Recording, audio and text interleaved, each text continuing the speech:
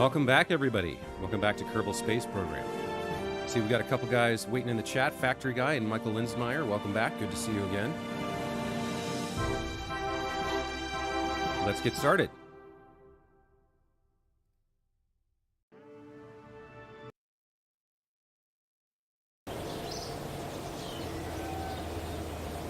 So, last time we successfully returned from Duna, acquiring this large cache of valuable science. And what we're going to do with it is to set ourselves up to get even more science. So we're going to build a space station with a mobile processing lab orbiting Minmus. And then we're going to send a lander out there. We're going to drop down to the planet, collect science, hop back up and dock with the space station, get the science going, fill up our fuel, hop back down to the planet at another landing site, and so on and so forth. So that's the current plan. That's our current goal. One thing I want to take a look at is mission control to see whether or not... Yes, here we go. So there's a couple of contracts we can actually take here. One to plant a flag on Minmus. One to gather science data from the surface of Minmus. The research department at Goliath National Products is very close to figuring out a unified theory of gravioli. We're looking for some scientific data. We'd really prefer some new data, but we'd be really happy with any data at all, really. So if you could point some of those satellites our way, we'd be rather pleased. Transmit or recover science from the surface of Minmus. So I think as long as we complete a scientific result from Minmus, we get this. Let's take that. And then test the LFB KR-1X2 twin-bore liquid fuel engine orbiting Kerbin. Yeah, I'm not so worried about that one. Ava report on the surface at Alpha, Beta, and Gamma sites. This one could be good as well. This could be good. So this is...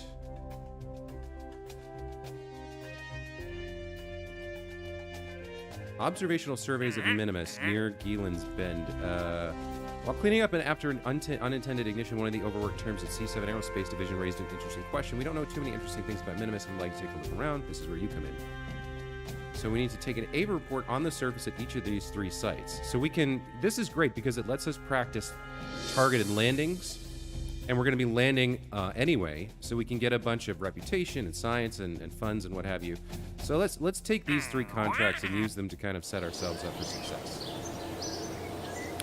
Yeah, you have to land at specific places, exactly. So we're going to try to do that. So we do have a bunch of science here. Let's think about what we could use that would make, or what we could buy that would make our attempt to build a space station here more interesting. So first of all, Advanced Electrics gets us some photovoltaic panels and rechargeable battery with a much higher capacity. We're probably going to grab that. Let's see what else we have. Miniaturization. We definitely want the Ava Experiments kit. And the Clampotron Jr. would be good. We'll grab that. And Precision Engineering. So we've got a decoupler. We've got the octagonal strut, which is kind of useful. Of higher power antenna. Let's go ahead and grab that. Up here we have actuators. I don't know too much about these. I'm not going to grab those just yet. But we do want the larger Airstream protective shell. That could be good. Larger stack separator. And the Clampotron docking port. We definitely need this. As well as the radial attachment point. Both of those are going to come in handy for building a space station. For advanced fueling systems, this is RCS stuff. I'm not sure we need this just yet. Let's hold off on that. Precision propulsion we could probably use. I'm not... Well, hang on. Let me think about this. So, propulsion systems, we have the Ant and the Spark. Let's take a look at these. We already have these. So the Spark has a vacuum ISP of 320 and 20 kilonewtons of force. That's good. And it's gimbaled. The Ant only has 2 kilonewtons of thrust. It does have an ISP of 315, so the Spark is going to be better for us for this project. But if we look at precision propulsion, RCS items and more science collecting items, advanced rocket brother, make your life easier. Yeah, there's a lot of stuff I want to buy, but we don't have unlimited funds, so I'm just taking a look here. The Twitch... Has 16 kilonewtons and 290, 290, 250, 154, 215. So these I'm not super interested in. We do want the mainsail, though, for lifting our stuff into orbit. And the twin bore and the thoroughbred are very nice as well. So let's grab those. So we're holding off on these for the moment. If they turn out to be prerequisites for the more advanced stuff we want, we may have to end up getting them. Let's take a look at what we have over here. So under high power electrics, we've got better solar panels and an even better battery bank. I think we do want this, so let's hold off on that for a moment. I think we're going to want this for our space station. 3 of these would be fantastic. But let's come back to that. That's 300 science. Electronics, we've got... what is this? Communotron, that's a better high-gain antenna. Magnetometer boom. What is this? Magnetic fields are all around us. Kerbal scientists know that learning about the magnetic field of a celestial body can yield all sorts of interesting insights into what's going on inside it. But spacecraft also emit magnetic fields, especially when operating their electronics and electromechanical actuators. For some reason, engineers just don't want to turn off the entire spacecraft or build it out of plastic, so the experimental engineering group solved the issue by sticking this sensitive magnetometer inside or on an extensible boom. Warning, warranty on the boom voided if used any place besides the vacuum of space. So we can run a magnetometer report. Collectible data, rerunnable, resettable. So this seems like you could do it in space, but maybe we could bring it down to the surface? And we've also got the double C seismic accelerometer. So this is heavy-ish. This is not. This device contains an extremely sensitive acceleration sensor, which, when properly set on a firm surface, will detect and record accurate seismic activity. The accelerometer will also still function while flying, so the double C can be used to measure accelerations during flight. Warranty void if shaken or exposed to vacuum. And then a more powerful relay antenna. So these are 2 science experiments that we don't have, and some more powerful antennas. So I think we want this one as well. So between those 2, that'd be 600. Unmanned tech, the Probodobodyne QBE, remote pilot assist, unmanned. SAS has stability assist. Command unmanned. I think that's what we need, because I don't think we have... Let's go take a look at our probe cores at the moment. So if we look at command pods, these are crewed. All right, so here's one of the probe things we have.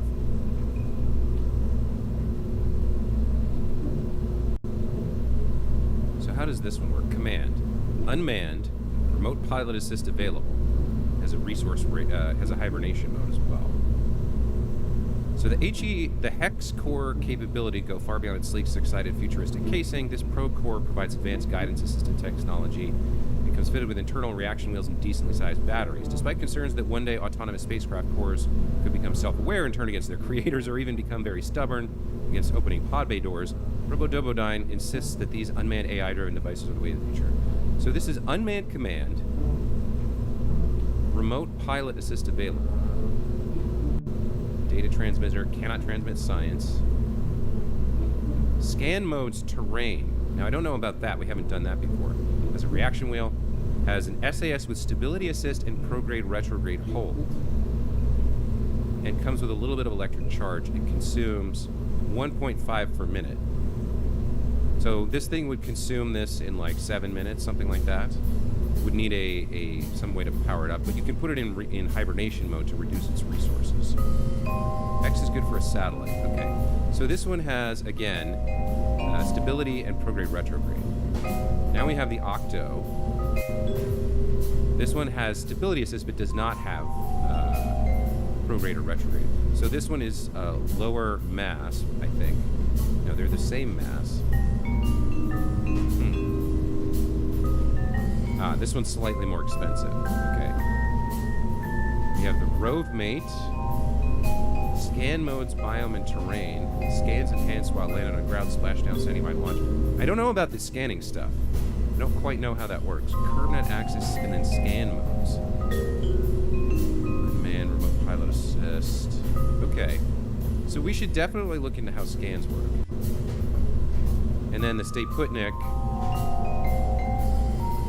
Unmanned data transmitter. Scan modes to rate. So what is the SAS? Yeah, there's an SAS section for things that you can kind of remotely control. Let's go back into science.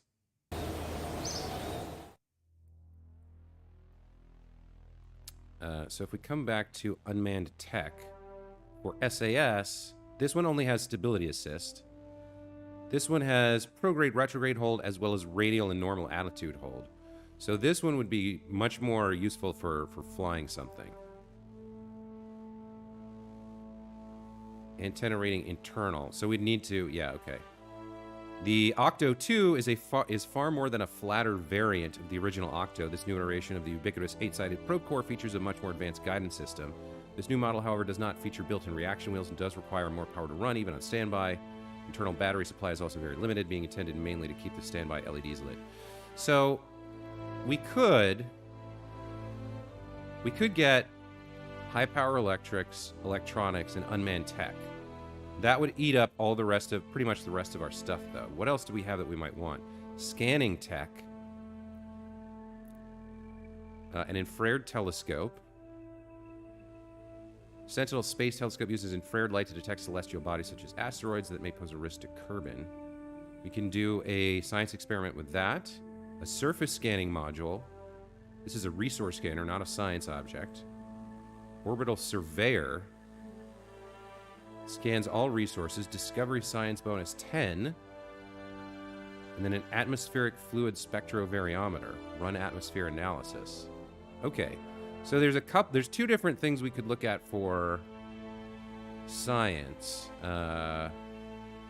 Maybe we don't need electronics.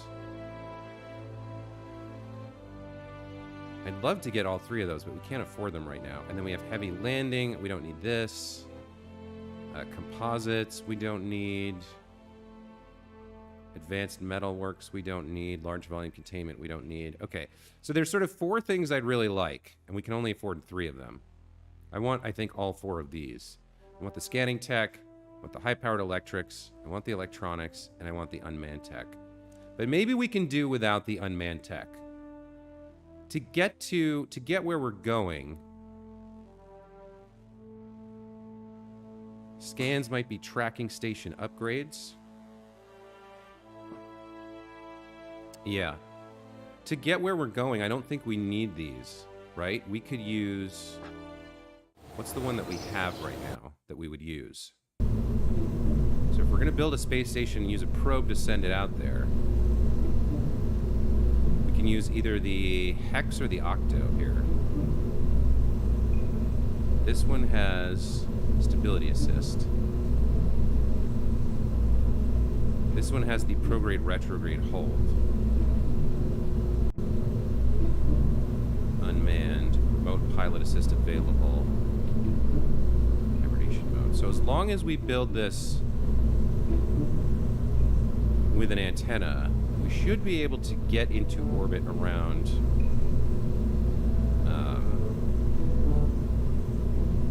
Minmus fairly well. And if we have to do like a normal or anti-normal burn to kind of get our plane change done, we should still be able to do it. We just won't have the hold available. Skip the unmanned upgrade for now since your contracts require landing. Yes, and gathering. Yeah, okay. Good call. So we know what our final science is going to be. Let's go grab it and then get started building. Okay, so we're going to take high-powered electrics. We're going to take electronics. We're going to skip unmanned tech, and we're going to take scanning tech. Okay, so let's save the game. And now we start building our space station. So, the first thing we're going to place is the... Where is the... Hold on. Did I miss it?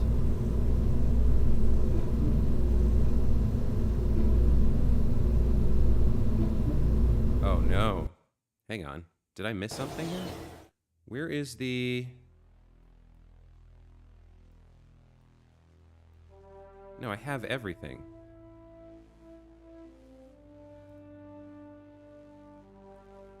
Advanced exploration. Yeah, the mobile processing lab. Where is it? I thought it was under payload. Command and control. Engines, fuel tanks, pods.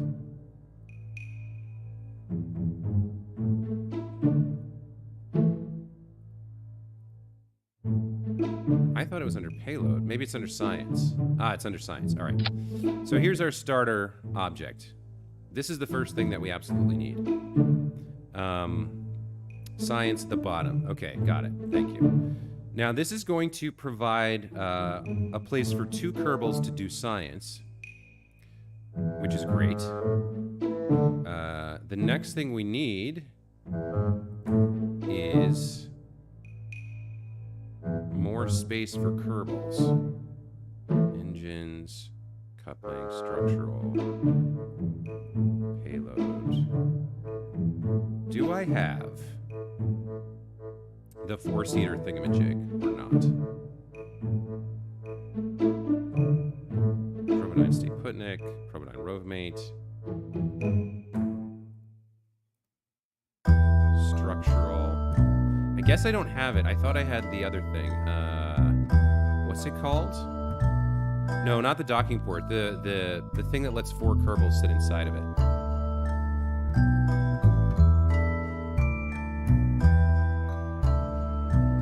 Not the lander can. Utility, maybe? Crew cabin. That's 2. Crew, maybe? Here, this is what I was looking for. The PPD-10 Hitchhiker Storage Container. 4 Kerbals. So is that under storage? Cargo? Where does that live?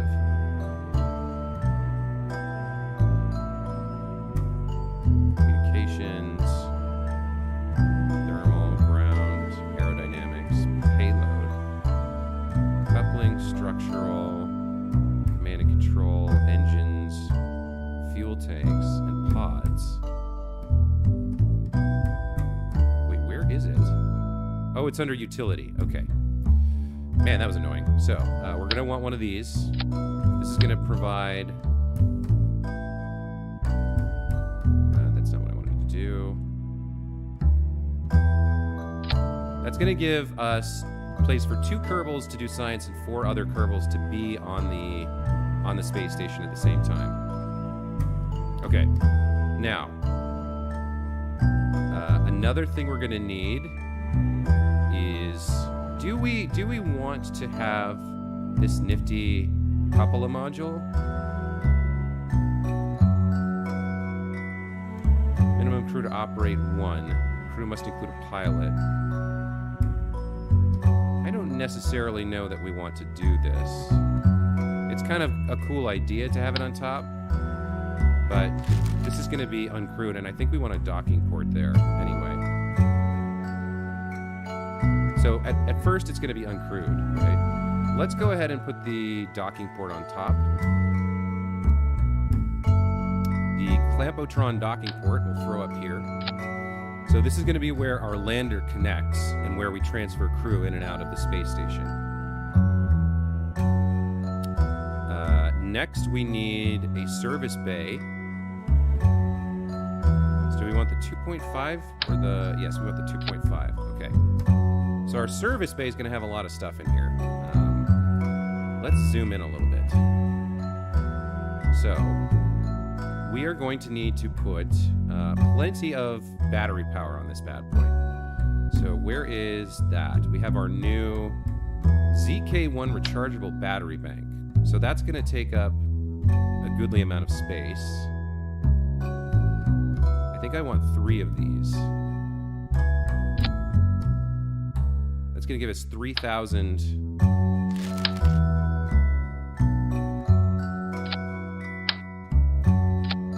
3,000 3,000 electrical charge for this machine. And then the other thing I want kind of in this area is a reaction wheel. Command and control. Advanced inline stabilizer. Let's connect that. And then we'll check out our center of mass in a minute. That may actually not be the right place to put that. Hang on. Let me get rid of that for the moment. I suppose we could throw in one more battery for good measure here. So each of these has 1,000 charge. That's very nice. Okay. Now, what else can we squeeze in here? We could maybe put the solar panel should go on the side. We could put our antennas here. So if we go to communications, 2 Communotron 16s are fine for orbiting Minmus. RCS tanks, not a bad idea, but we're not going to have RCS on the station itself. It's going to get into an orbit, and then it's just going to stay there and use the reaction wheels to get around. Pandian, welcome back to the channel. I've been great. Hope you've been good as well. Let's see. Let's go ahead and put on mirror symmetry, and let's get 2 Communotrons in here.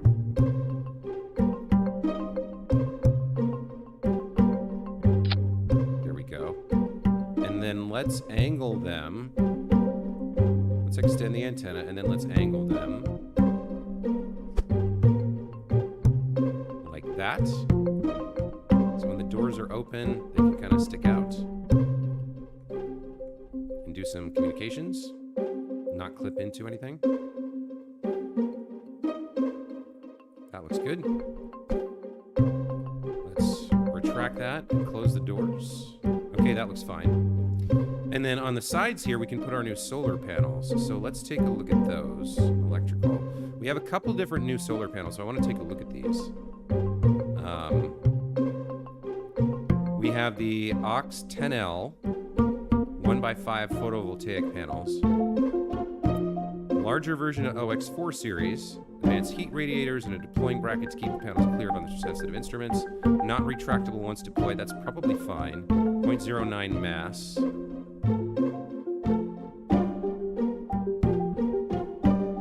So I'm not sure which of these I need. Tracking speed rated for electric charge outputs 8.3 per second. Okay. So if we look at our actual needs here, this thing uses, I think, 5 charge per second while researching, and then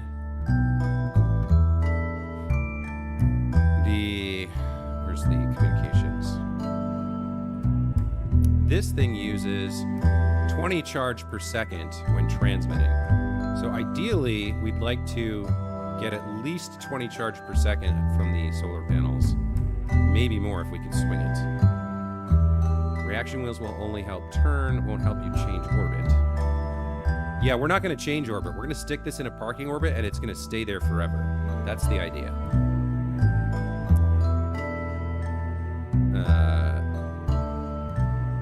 And if we need to, we can dock a little tug to it and move it. We can do that later if we have to. So let's come back to solar panels. These provide 1.6 per second, 8.3 per second.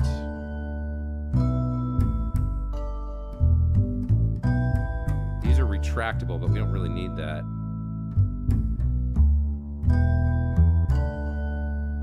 The enhanced version provides carbon full 5-fold.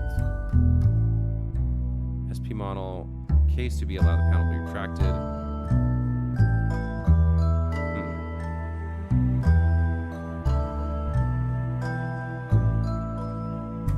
I think we want one of the encased ones, because we don't. Otherwise, it'll burn up in the atmosphere when we leave.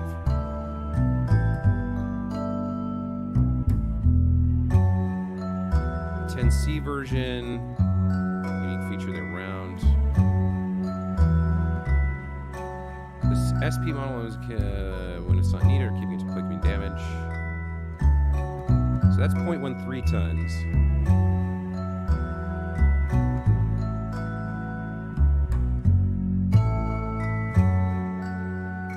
Quite understand this. 1x6, 1x5. by 2.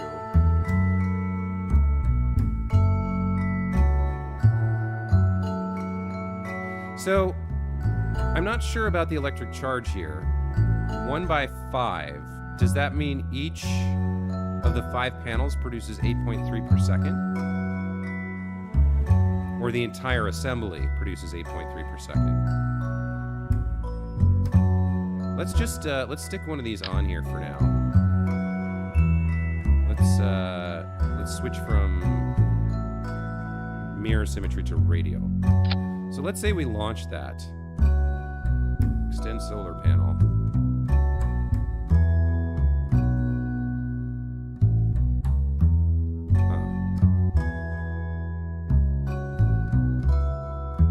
Do we want to launch like that, or how would we... Okay, so maybe we don't use those quite like that. Let's instead put on another service bay here, like so. We want payload. Let's put on another service bay here, like that. Let's open this up and then go to structural, and let's grab a girder here. And then we will attach our solar panels to that.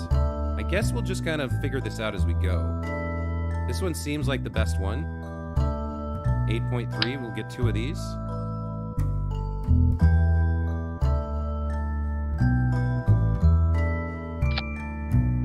So if we extend those, and then if we're, as long as we're facing the sun, okay, so this one's backwards though, that is a problem. Okay, so let's remove from symmetry, and let's rotate this one.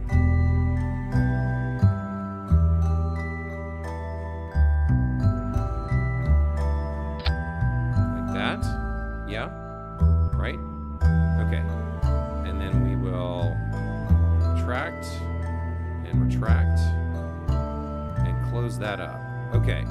This is starting to look pretty decent. I think we need another service bay, possibly for our experiments here. Put it on a rotator. Put it on a rotator. I don't know how. I don't think I have rotators, or if I do, I don't know how to use them. Where would that be? Structural rotator. I think so. Okay, so let's get some science instruments on this. Then we need command and control, and then we need to fly it somewhere. Can we put a nose cone on there, or a big nose cone on top of the docking port? I'd like to have. We can go like that, I suppose, but we need a to launch this, right? How much does this? This is 0.2 tons. It's cheap. Yeah. Okay. So let's put a decoupler on top of the docking port there.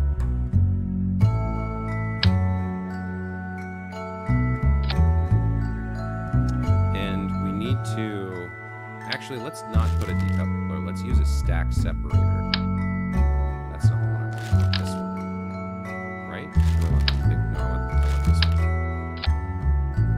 And we don't want to damage anything, so let's turn the force percent down a bit here. 30% should be fine. And then we put a nose cone on the top. That's mostly okay. Now, where's our center of mass right now? It's kind of there-ish. So we want a reaction wheel in between those two, I suppose.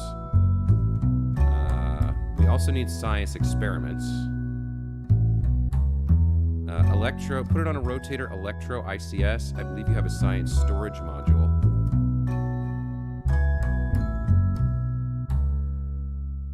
Electrical. I don't think we have. Yeah, we don't have a rotator. Science storage module. Okay, let's go back to payload here. science. We have a science junior. We have an experiment storage unit. But I don't know that we need this per se, because we can store our data directly into the science lab. We got a lot of interesting stuff here. Let's take a look. If we open these up, this one's they're both kind of full, but maybe we can squeeze a few more things in here.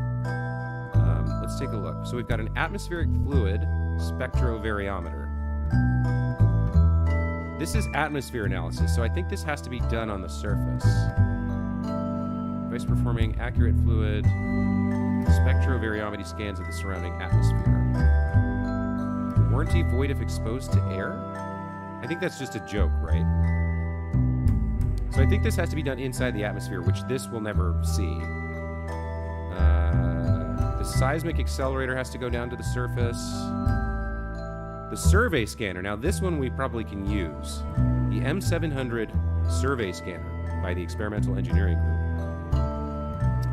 This orbital survey scanner uses a combination of advanced sensor technology and witchcraft to provide information on a planet or moon's natural resources. These images can be viewed either in flight or in relative safety and comfort back at the KSC.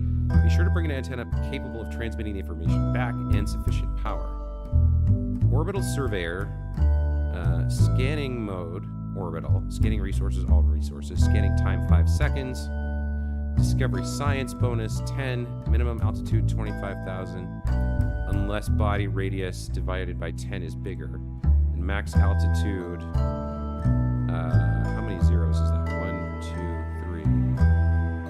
1.5 million meters, or 1,500 kilometers. Unless it's smaller. Okay, so how would we use one of these? Oh wow, look at how big that is. Hold on a minute.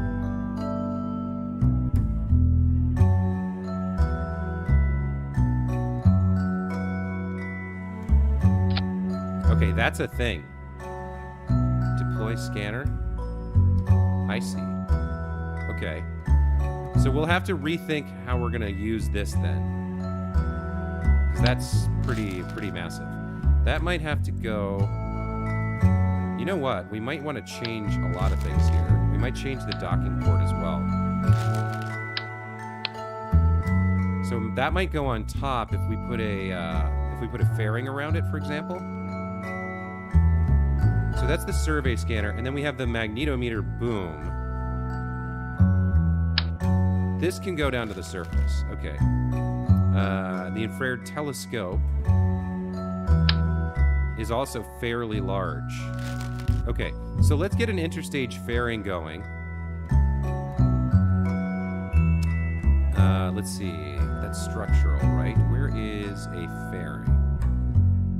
No, it's aerodynamics. No, it's payload? It's payload. Okay. Let's put a fairing together. And let's turn the truss structure on and interstage nodes as well. Okay.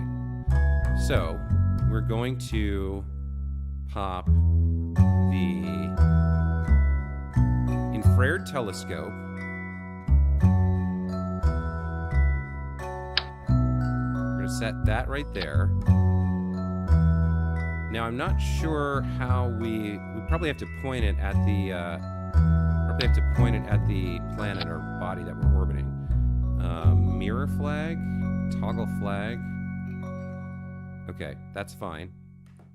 And now because we have interstage nodes on, now we can also pop this right here, and we get this nice structure, this truss structure around it. Okay. So there is R2, and then we have a surface scanning module. Okay, that's much smaller. Let's put our fairing around this.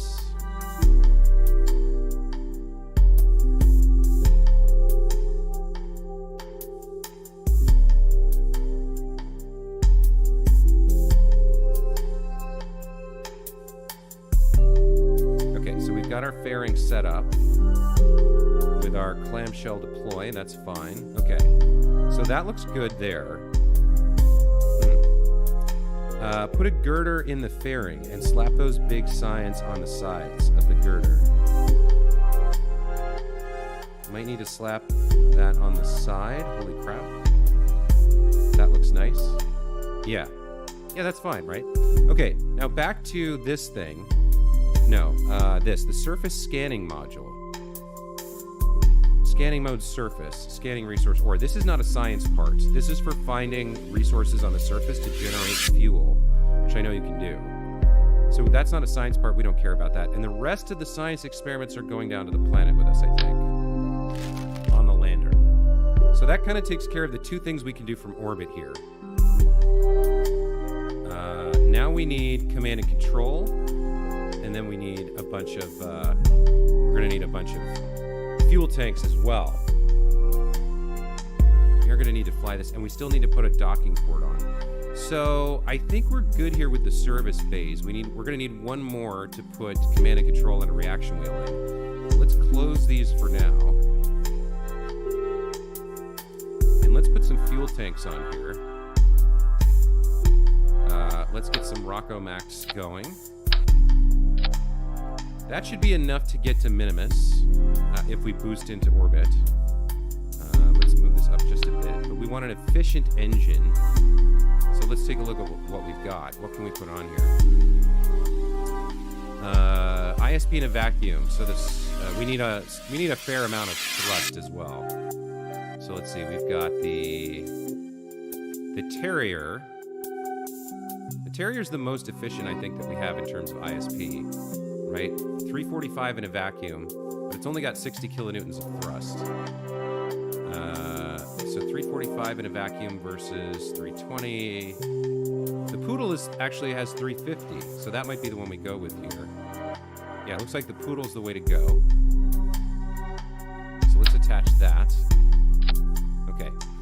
And so this is going to basically put us in orbit around Minmus. And then the tanks are also going to be used to refuel anything that attaches to the docking point, which I haven't put on yet. But our center of mass is quite a bit lower here.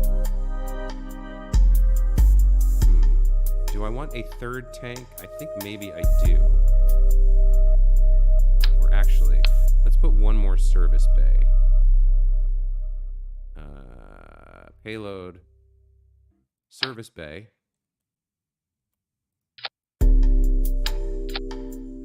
Open this, and now if we attach this, we're still not quite at the center of mass where I'd like to be, but I think that's okay. It's a lot lower. A lot of this stuff is lighter compared to the fuel tanks. But let's put our reaction wheel or two in here.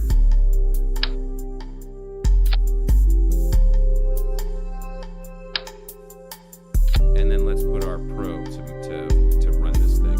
We decided we were going to use the Octo, or where's the SAS? No, we're going to use the the Hex.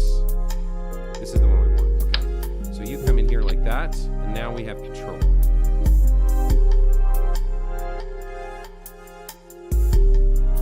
Okay.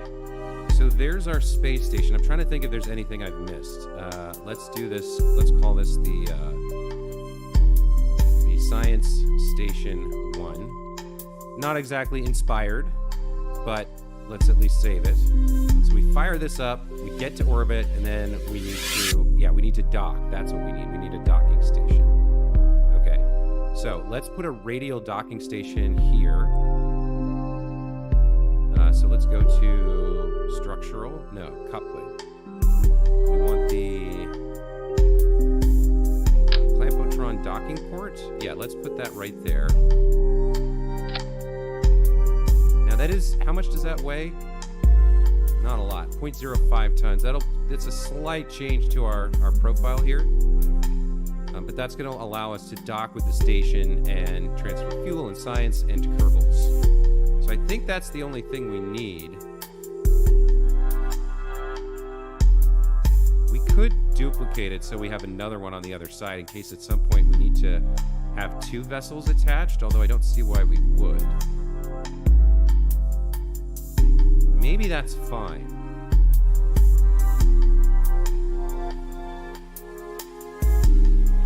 Just like that.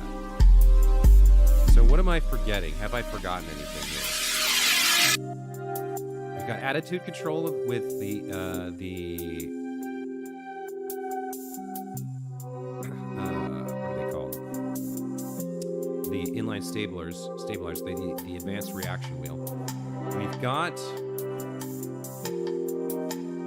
We should remember hibernate in warp auto. I think that's a good call. Hibernate in warp auto, so that if I forget to do it, right, it automatically goes into hibernation mode and doesn't suck up all the charge. Although we've got 3,000 plus electric charge here, or 4,000, right? Yeah, 4,000 plus. You know, for good measure, should I throw one more in there? I don't think so. I think 4 is enough. Extra mass isn't going to help us. We need to obviously attach boosters to get this in orbit. But this whole piece flies to Minmus and then gets in orbit, and then it stays there forever. We have a docking port, so that's good. And we have the probe to control it. We've got the science station. We've got our antennas to transmit science back home. We've got solar panels. We've got a couple of science instruments here that we can do science from orbit. Am I missing anything? Is there anything I haven't thought of? Transmit is expensive. Yeah, transmitting science is expensive. I agree. Maybe... No, because the maximum science it can have is 500, and a full charge of that should be more than enough to transmit that whole thing back. Should be fine. Okay. So, now we are going to add on some boosters for it. And I think we're going to use asparagus staging so that the poodle can fire at the same time. All right, let's get some decouplers going. Now, one thing I want to be careful with here with the decouplers is to make sure that they don't obstruct anything important. So I think we can, if we open all of these, make sure that we're opening them all the right way. Yeah, so we can place some attachments there and be fine.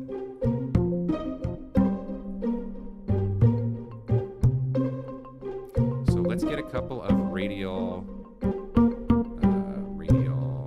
decouplers going. Let's switch back to symmetry. We want these fairly high.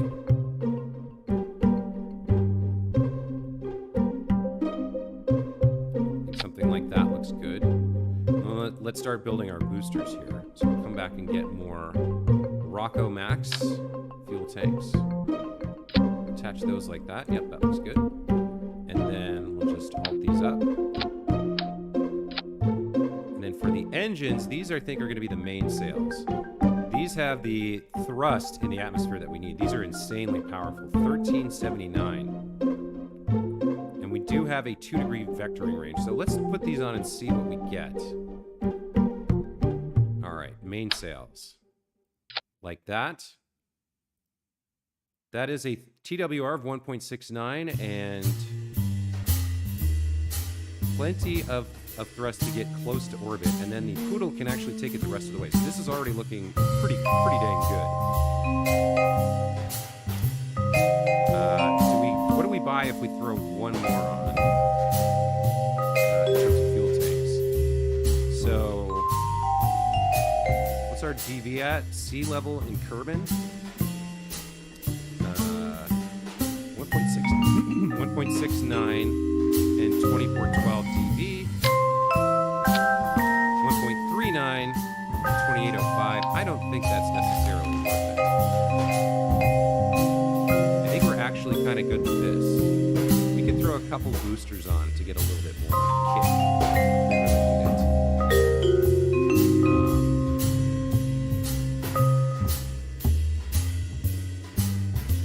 So I do think we actually want to move these up a little bit. Just a bit, and then move these down a little bit.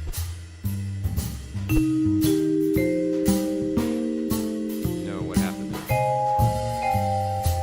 Ah, I need to reattach them. You can't move them that far for their actual position. This. Let's reattach it a little lower down here. I think that's okay. Right? And then we'll move this up just a bit, just like that. good. Something I noticed in pro builds, when your rocket is long, add physical struts from one module to the next to keep it from being wobbling during kernel escape. Not a lot, but a few. Game music is drowning you out. Okay. Hold on.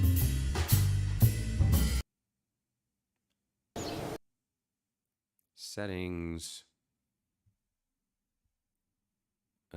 Music. Music's already at 14%.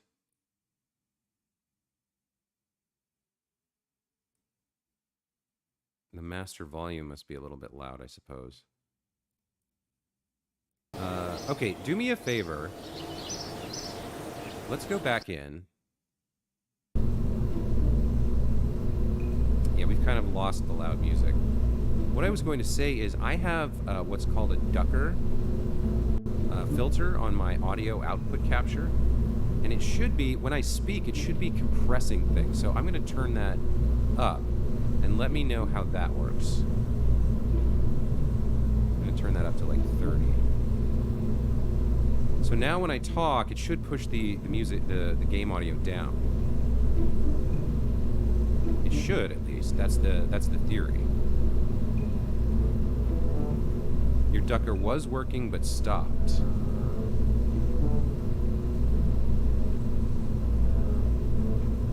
So do I misunderstand how this filter works?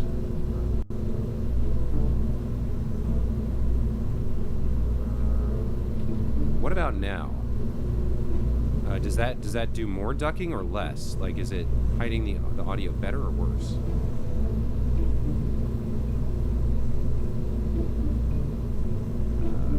OBS filters.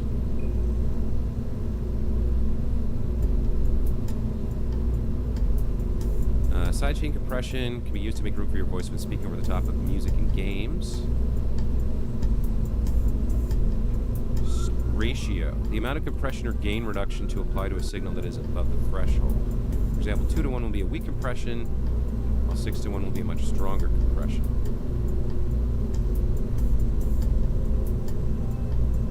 When you compress a signal, it typically ends up quieter, which reduces your average level. Applying output gain brings the average level of the source back up.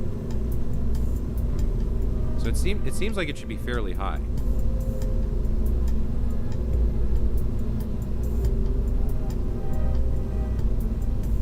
I'll set it at the recommendation, I guess.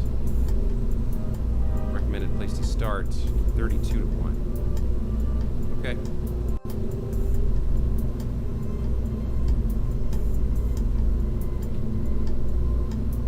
So I've applied the ducker again. Hopefully that plus turning the music down a bit will help. Let me know if it gets out of control again. Your point about girders was well taken. Let's go ahead into structural and just place a few of these. We can kind of go. Now here we do want symmetry. We can go from the center of that over to, I guess, the center of this. No. Somehow it's so hard to tell where the centers are without a point of reference.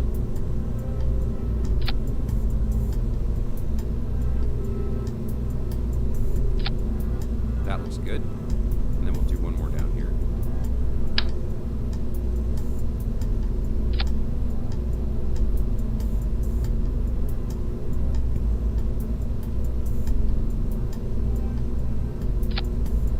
Okay.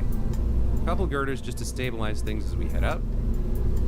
Let's do some aerodynamics. We want some nose cones here. Definitely want some fins. Working now, maybe need more release time, not like that, in a line from top to bottom. In a line from top to bottom? I've used girders like this before. They keep it nice and stable.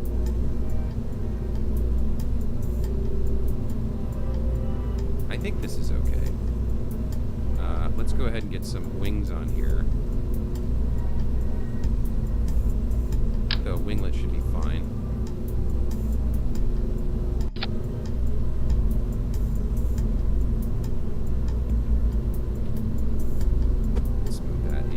skosh and then down just a bit.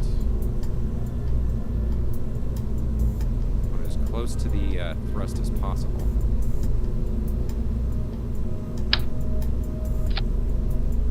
That looks good.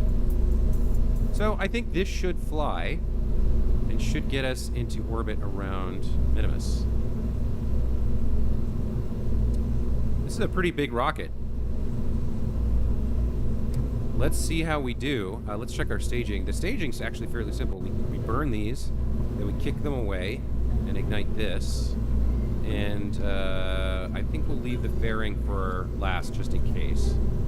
But basically, we fly this to Minmus, put it in orbit, and then never fly it anywhere again, is the idea. All right. Let's launch it.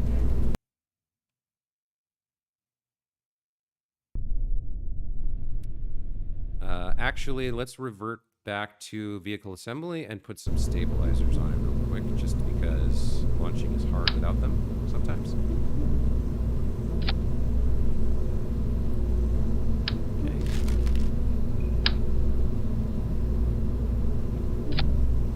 There we go. That looks good.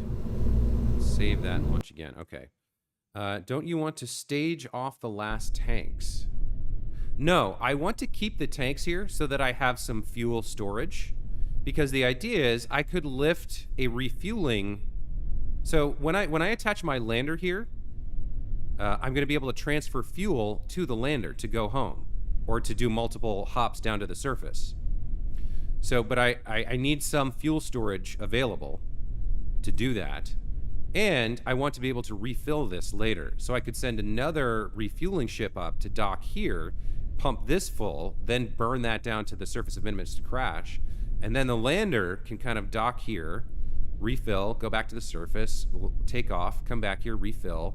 Because these are a lot more fuel than the lander's going to need, right? This probably holds enough fuel for like 8 or maybe even 16 landers for what I'm going to build.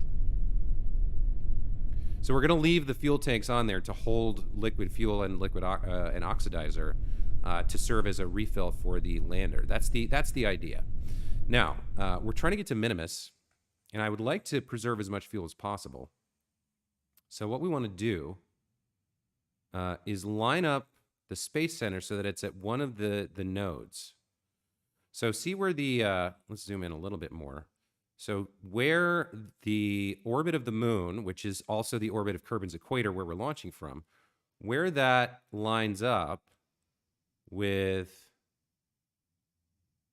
Minimus's orbit, which is right there-ish, we can, it's finicky, yeah. If we launch from this point, that's the descending node on this side. So how do I get it to, oh, you know what? I'm focused on the wrong thing. I need to focus on Kerbin and do that. There we go. Okay. So we kind of get the moon's orbit nice and straight. And then we rotate around it until Minimus's orbit is lined up, which is going to happen right around there. And so when we can launch from that point on the surface, we're at the descending node, which means if we launch like 7 degrees south of east, where we would normally launch, we can launch straight into the correct plane. That is the idea. Okay, so we want the Space Center to be right here. So I'm going to quick save, and then we're going to advance time until the Space Center is directly in the center of our screen here. Let's go a little faster. And then when it's directly there, we're at the descending node. So we want to launch right about maybe a little bit more towards the center. Yeah. Just like that. Okay. So if we launch 7 degrees due east, 7 degrees south of due east, we should launch into the correct orbit around Kerbin, which is on the same plane as Minmus. I think so. I think I've understood that correctly. So let's go back to the launch pad. So we're facing... Hold on. This is going to launch us... Why are we facing north? Hold on, that doesn't seem right.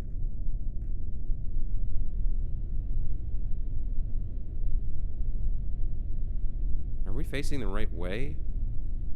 Or is it the... Hold on, I'm going to do a test launch here. If I push forward... Yeah, we're oriented the wrong way here. That's what's going on. So we're launching towards the north. Things are twisted. Okay, hang on. Revert flight to vehicle assembly. Oh, I screwed this up in multiple ways. Okay, hold on. Let's get out of here. Let's get our launch window set up. Let's go to the tracking station. We're focused on Kerbin. There's our moon orbit.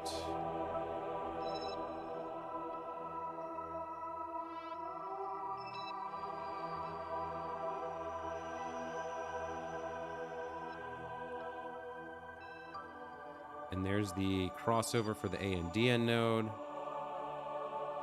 So we want Kerbin, we want the Space Center somewhere around here.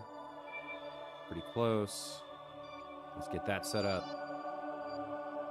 Hang on, is that right? There's the moon.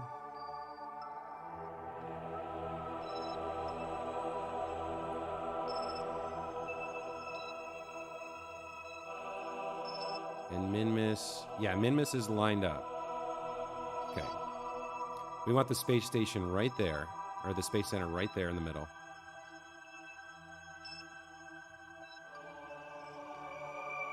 Hey, Radu, welcome back to the channel. Good to see you again. So far, we have built a space station, and we are now preparing to launch it to orbit of Minmus.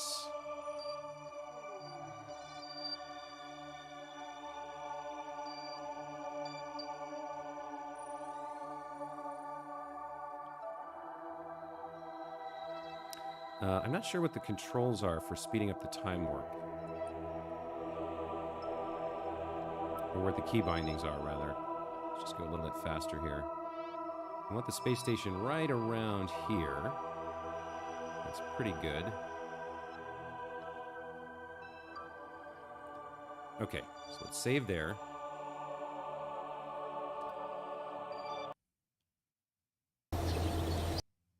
Save as... Sure. Wait, what do I have for saves here? Stream. Yeah, save game as stream. Okay, so this is when we want to launch. If I come back into the VAB and edit this thing, the reason it was all screwy is that my probe is facing the wrong way. I think that's the way I want to be facing. Let's double check.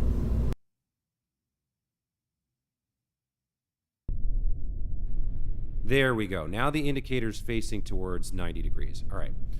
So, if we went smaller, we'd be going north, and we want to be going south because we're at the descending node of the orbit right now.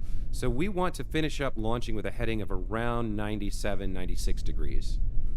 That's the idea. Let's see if we can get it.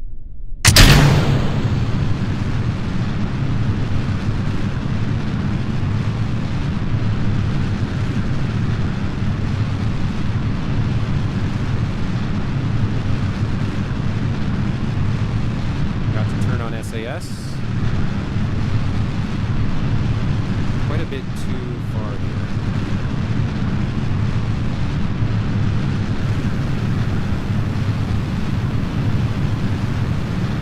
Nope, screwed the pooch on that. Let's try that again. Yeah, I forgot SAS there, and I was having some trouble with it, but that's okay. Let's try that again. Just a little bit of turning towards 96 or so. That's what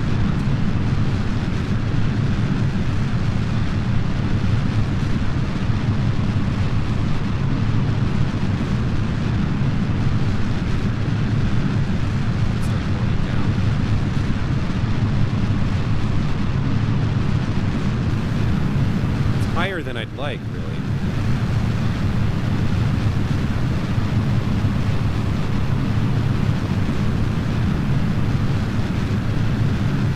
Yes, this is unmanned, exactly. Okay, we're hitting around 10 km. Let's pull it down.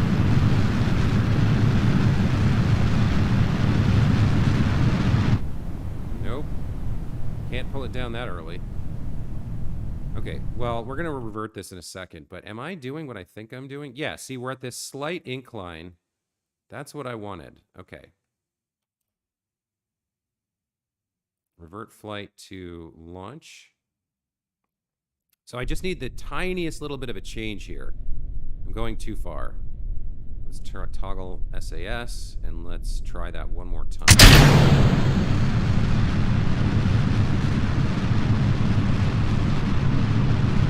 Just a very small change to it.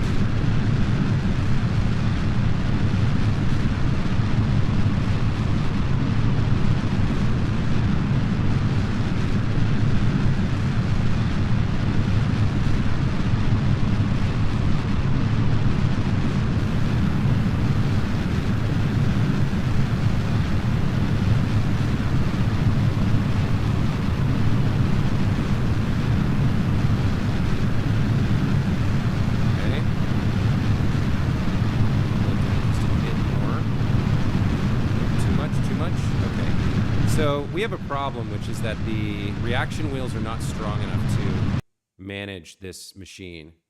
Let's revert flight back to vehicle assembly and see if we can fix that. So part of the problem right now we have is that our center of mass is very low. And our reaction wheels are not in the right place. Where are they? Command and control is there. So I think what we're going to do is we're going to pop this off. No, let's hang on. Close. We are going to pop these off. If I can select them somehow, please. There we go. We're going to pop that off. And then we're going to take this off. Put that back. Command and control down much lower on the stack, and then reconnect this.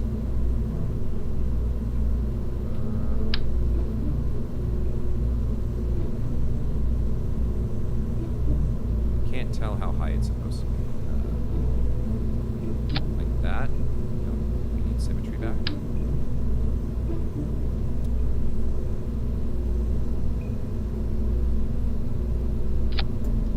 Okay, so now our command and control and our reaction wheels are closer and behind the center of mass. I think that's a little bit better. Do we need an extra one, maybe? We have 2 reaction wheels there, and then our probe core. This might be better. I don't know. We'll give it a shot. You can just build in an orbit around Kerbin and then send it to Minmus. Or are you doing that? I'm sending the state. I've built the entire station here. This central piece is the station. And I don't know how you build in orbit. Unless you mean like docking different pieces of the station together, but this is like pretty much the whole station right here. So there's not like a bigger chunk of this. There's not like another piece of the station that we need to add. Let's see if that change fixes anything in terms of our ability to launch.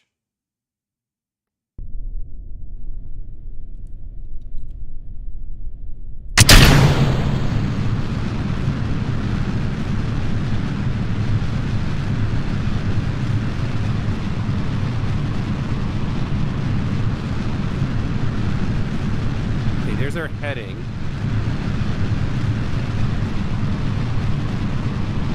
Doesn't seem exactly right, but okay. 202 compared to, what is that default value? 225. That's 225.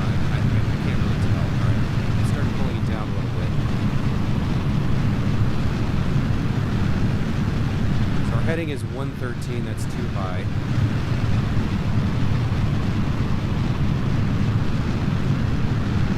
10,000. Wow. It's just impossible to control it.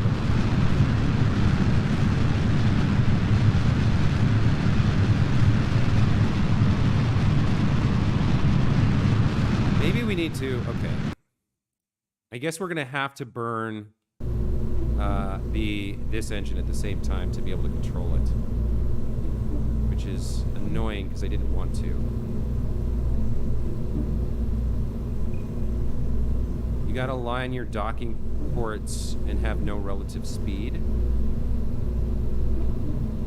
Yeah, I've done some docking in my off-stream game. I know how docking works. But yeah, you put pieces like this into orbit. Like we could launch 2 of these, for example, and then dock them together to form a space station. And you can either do that in orbit around Kerbin, or you can do that in orbit around your target body. So this is not. I'm not really able to control this beast. It just gets too tippy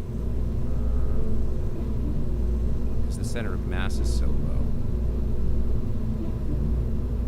But wait a minute, I have an idea then. So let's move a lot more of the. The fuel to the center and the light stuff down. All right, let's try that. Let's take that off. Then we will take this off. Take these off. Put this back. And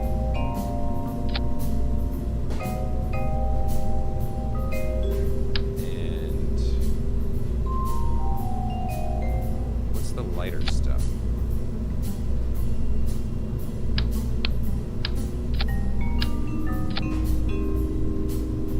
Now we have a problem in that we have to allow crossfeed. I'm not sure if we can with this storage container. Let's see the fuel overlay. No, it is coming from this one as well. Okay, so that's fine. And then let's put these back on in symmetry mode.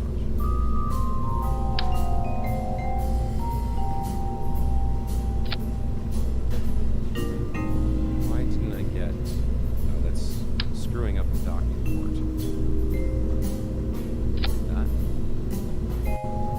port. Okay, now the center of mass is much higher, much closer to the center. Well, not much, but it's closer to the center. Where's our center of thrust? Down there. Does that help me?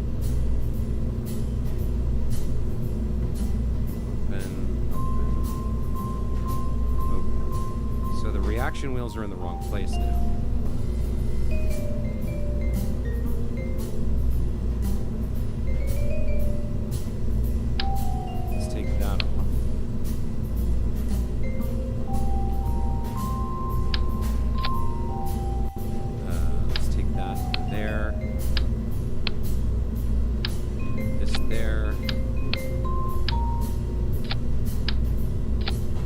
Now the reaction wheels are right on the center of mass, which is higher on the body. I hope that really... I think that should help in terms of controlling and launching this.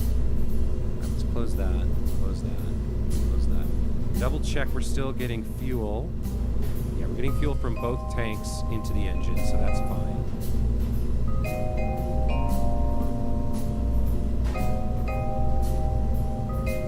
We still have our docking port and everything. I think this is, okay, this is a little bit better.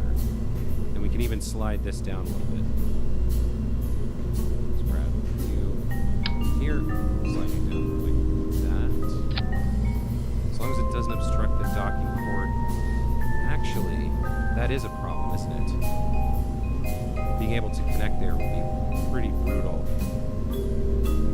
Because this thing would get in the way. That means we can't use these. We have to use the, where are they? The hydraulic detachment manifolds.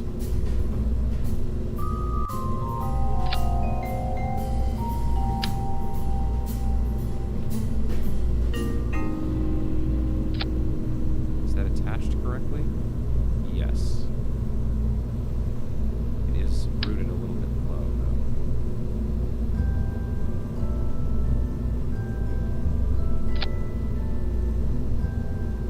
Okay, I think that should work. And that should prevent us from having problems connecting later. And they're actually closer into the body, so maybe that helps as well. All right, let's try launching this. Okay, that's not really building. I can't explain. You can search tutorials. I want a screen like VAB. You need an engineer. You can only build with small parts. You can put the parts in capsules or hitchhiker storage. You can search on YouTube. It's pretty cool. Actually, that's an interesting question. Well, let's do a test launch here. See if things are a little bit easier.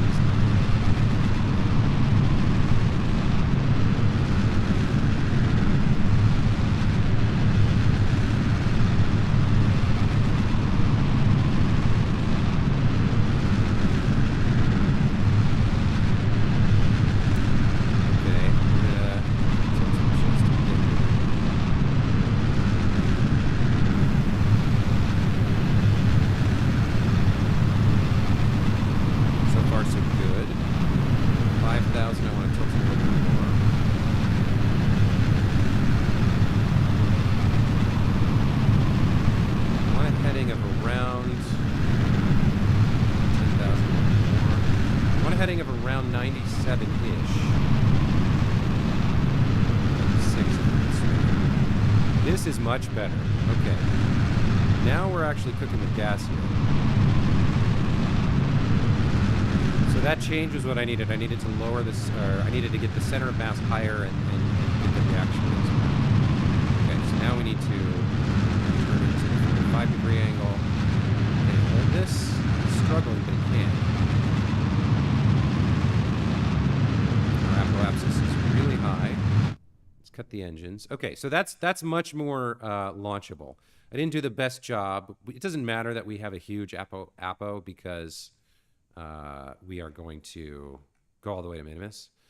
But this is much more. This is much better, and we've ended up on almost a perfect angle here. So you can see here's where's Minmus? Where's the purple line? The purple line is right there. And if we come in, we can see we're a little bit off of it, but we're much closer than if we could have actually gone a little bit further south, it looks like. But we're much closer than if we launched horizontally, right? Like east-west. So the basic principle was fine. Let's revert the flight back to the VAB. And there is one thing I want to think about, which is storage. So the hitchhiker has tons of storage, and the mobile processing lab has a little bit. But if we look at cargo, what would we put in there? We could put some EVA fuel cylinders as a backup. We could put some repair kits for sure, in case we need some of those. And we could put these. I think we'll put on people. A spare Ava jetpack. I don't see why we would ever need that. Like the repair kits and the Ava fuel. Ava propellant 3.0. How much is that? Packed volume 15 liters. Amount 3.0. I don't have a reference point for that. When you just don't have enough Delta V to visit all your favorite spots on Minmus. Now, is the name of the planet Minmus or Minimus? Because I've seen it in both ways. Or want to circumnavigate Dres freestyle, you'll want to pack these spare Ava fuel cylinders for extra long duration Ava trips. Handily transfers fuel to your Ava jetpack with a childproof safety seal. I mean, sure, let's throw a couple more in here, just for good measure.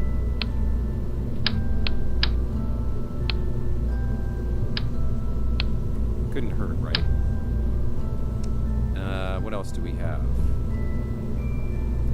Cargo storage unit, cargo storage unit. These are all storage. Work lamps? I don't think we really need work lamps, per se. Put some batteries, maybe a Fit 100 fuel tank, maybe a tiny engine and Q command chair. You can craft your small lander in space. Yeah, just in case. Ava packs hold 5 liters versus a 3-liter refill. Okay, so this is enough to fill like 2 guys up and have a little bit to spare if we wanted to. Could be handy. I think that's enough for this. Repair kits and... I mean, this is cheap. We can put a few more in. That's fine. And then... I think that's it in terms of what we would put in there. I just wanted to make sure we did that. All right. So we got a boogie here. We're burning our launch window with every minute that passes. So let's actually go ahead and launch this. Now let's launch this. Okay. So I'm going to try to get a better efficiency here for our fuel, and here we go.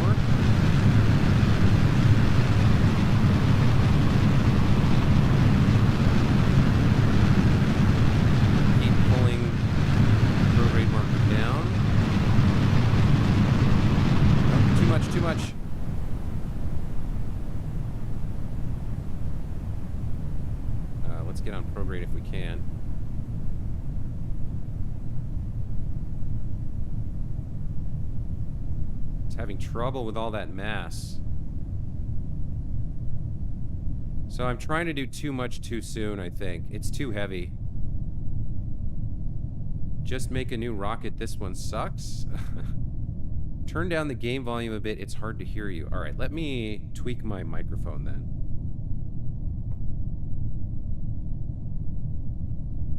How's that? Is that a little bit better? I can also go ahead and turn the master volume down a bit. 65. There we go. So yeah, is that better? Let me turn the rocket engine back in. Audio filter crapped out again. I don't think it's the audio filter.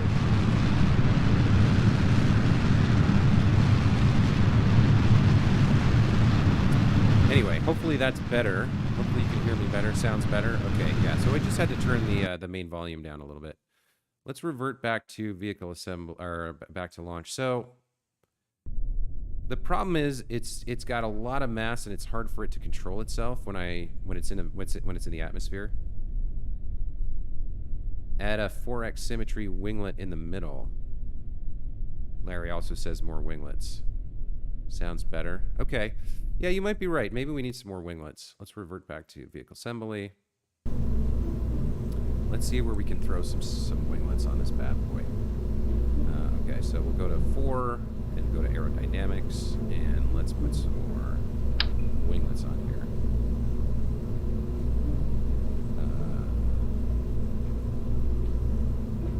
Like that, right?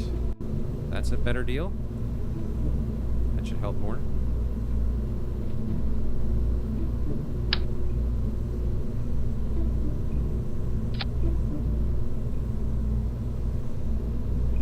I don't know, maybe that'll help.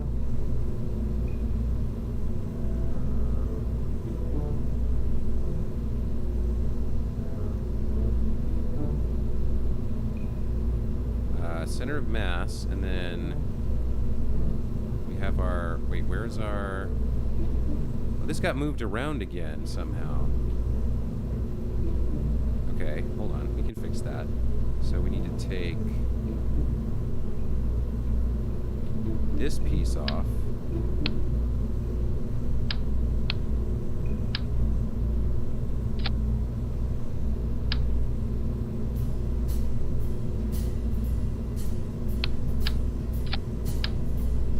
That there. And put that stack back. Right? Oh, I know what it is. It's because I'm calculating the center of mass when it's detached from the other things. So these things need some reaction wheels, maybe. Maybe that would help as well.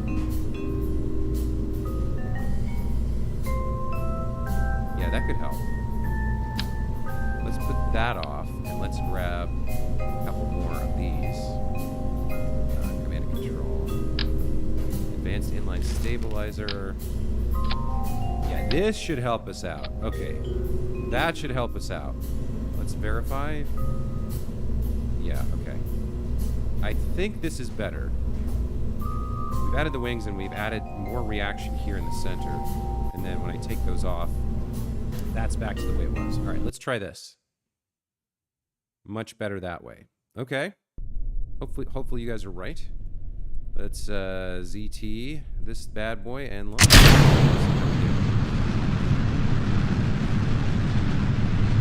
Slight turn going here.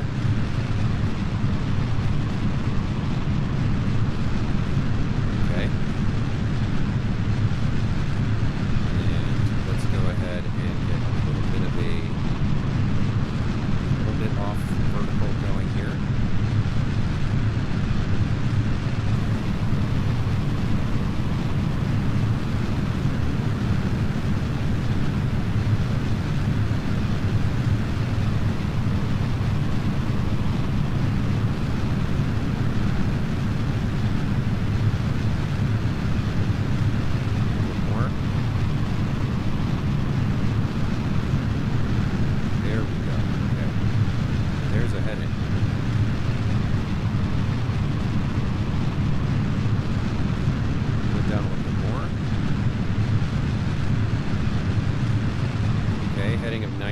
That's kind of perfect.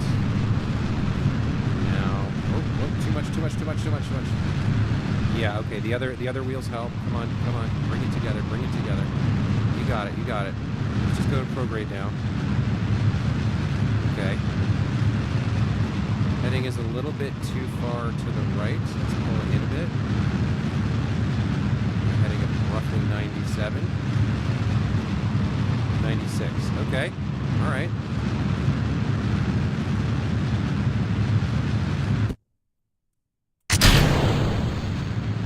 Okay. Not bad at all. Not bad. Much more feasible than we had before. Okay, let's cut the engine here and wait a little bit for Apo. Let's check out what our... Yeah, look at that. Almost perfect. So our plane change to Minmus is going to be very, very good here. Very cheap. All right, so now I just got to stay on prograde for a bit.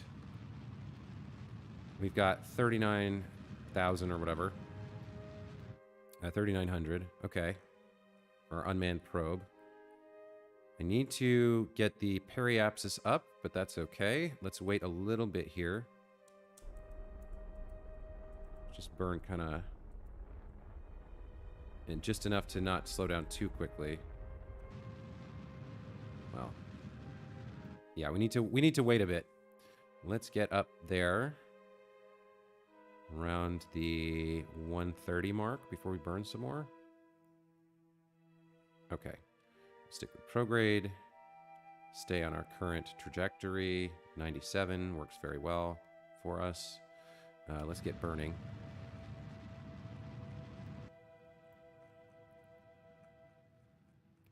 Why am I so...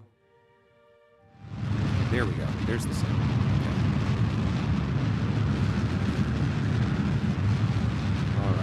So, now we see if I time that correctly, if we can get our periapsis up above 75 before we run out of time to the Apo.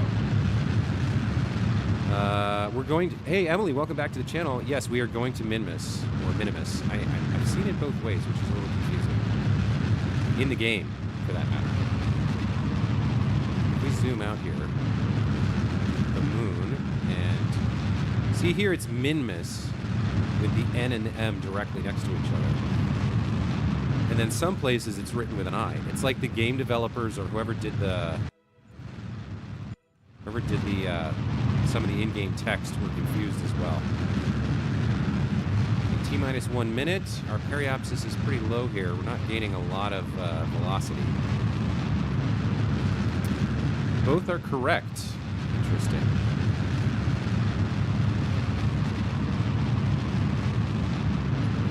Very high Apo with this rocket, but it's fine. It's a space station. We just need to get it there.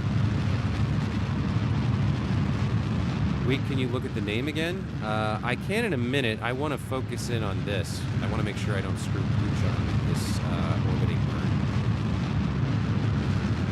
Okay, our T-minus here is stabilized at 1 minute 7 seconds. That's fantastic news, because it means we're pushing the APO ahead of us as quickly as we're advancing through time. We're actually going a little bit better now, which means we're definitely going to have enough time and fuel to get our periapsis outside the atmosphere. Here. I want to slow it down just a bit.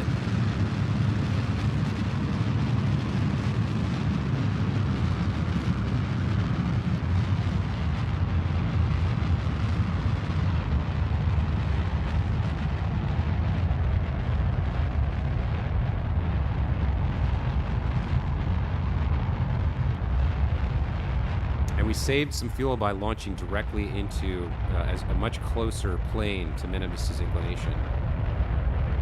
That was handy as well. Okay, I think we're okay here. I'm going to cut the engine, and we'll go take a quick look at Minmus. So there's the moon, and here's Minmus, M-I-N-M-U-S. And if we sort of tab around, you can see there's an N and an M, right? But other places in the game, I read some description earlier. Other places in the game, I've seen it the other way. All right, let's resume our burn here. At around, I guess, 30 seconds should do it.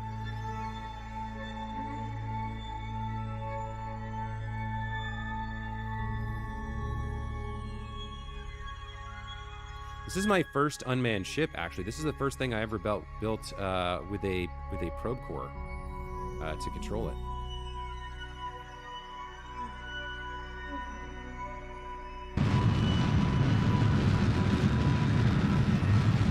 Very nice, very nice. We can get just fine with plenty of fuel left.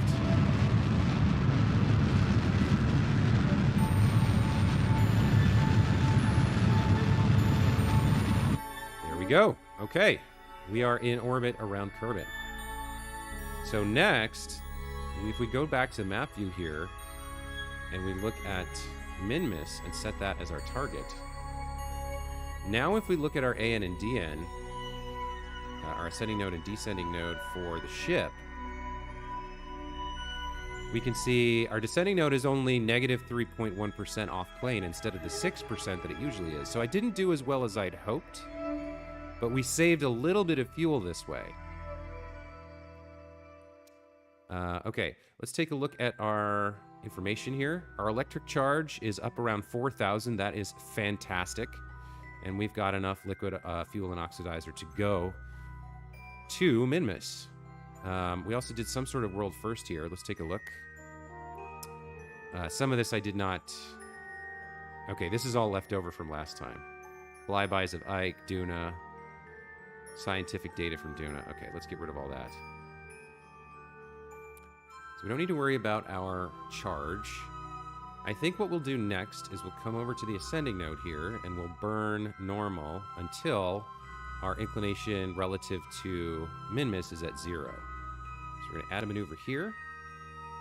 And we'll start at 5 meters per second, I guess. And we'll just kind of burn this until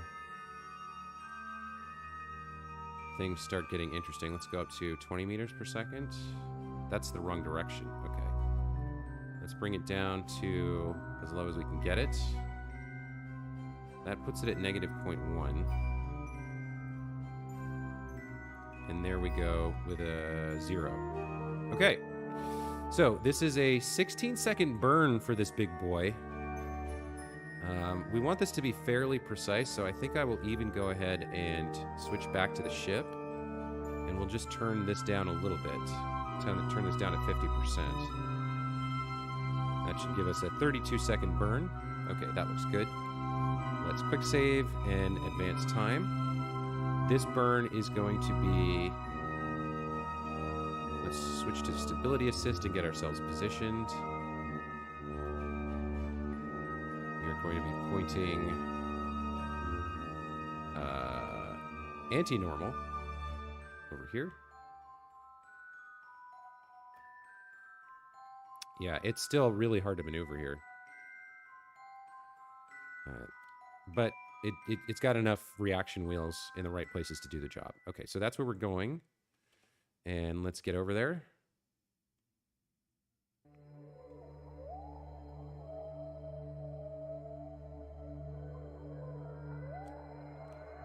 And if we go into maneuver 1, it is pure anti-normal, which is the way we're facing. Okay. And we have a burn in 45 seconds. So this probe does not have the hold normal, anti-normal stuff. It only has stability, prograde, and retrograde, but that's enough for us. Okay, here comes the burn. Now, if we slide out here, we can observe our periapsis approaching the desired location.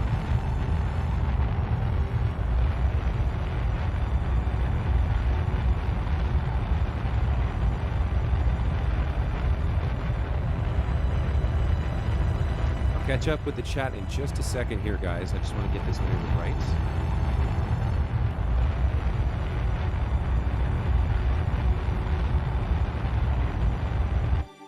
There we go. That looks good.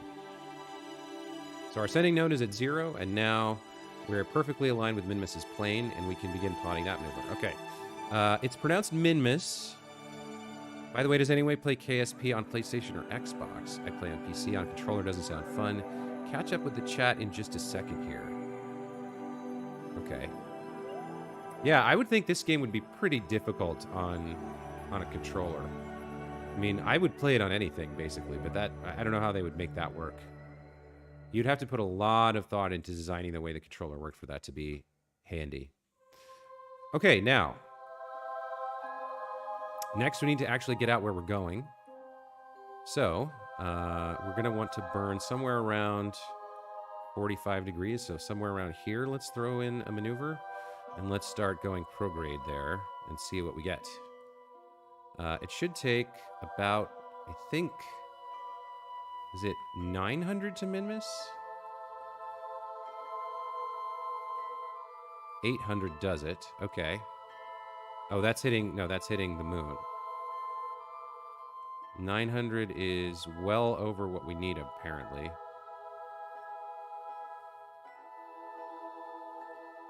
Are we getting a flyby? Is that why are we getting a gravity assist there? Is that why we're flying off into nowhere?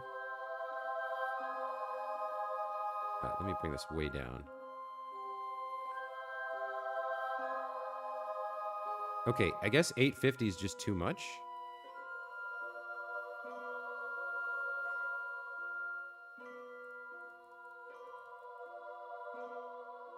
There's an encounter. Okay. And we're going a little bit too far. Let's bring it in.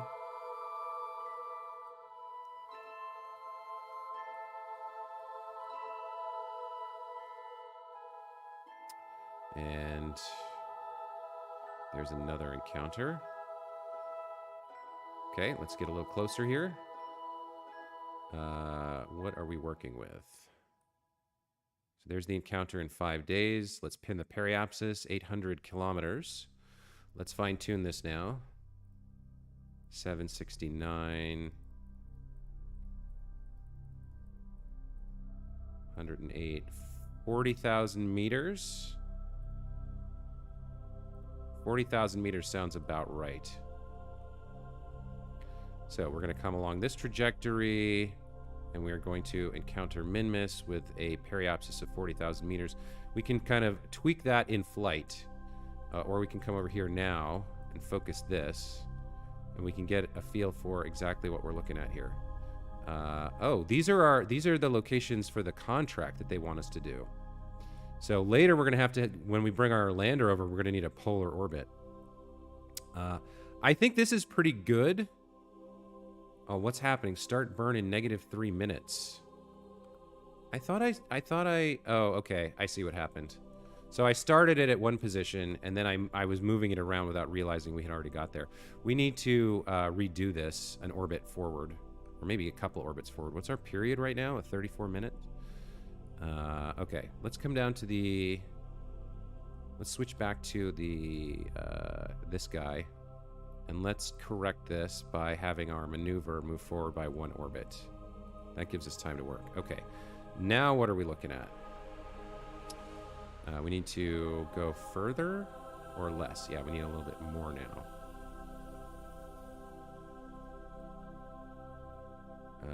17,000 meters. Okay.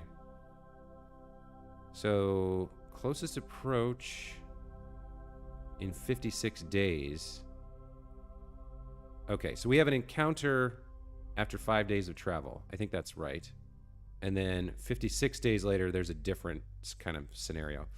This is on target to give us a separation or periapsis of 17,000. So that's fine. We're going to need to do a mid-course correction anyway, and then burn to get into orbit. Let's go with this particular burn. And for this, we're going to want to put our engines back to full. And actually, now that I think about it, it's still a pretty long burn, but 1 minute 36 is enough. Okay. So for this, we are going to go into straight prograde, right? If we look at the text editor, pure prograde, let's align that. We are okay on charge. We're more than okay on charge. Let's advance forward.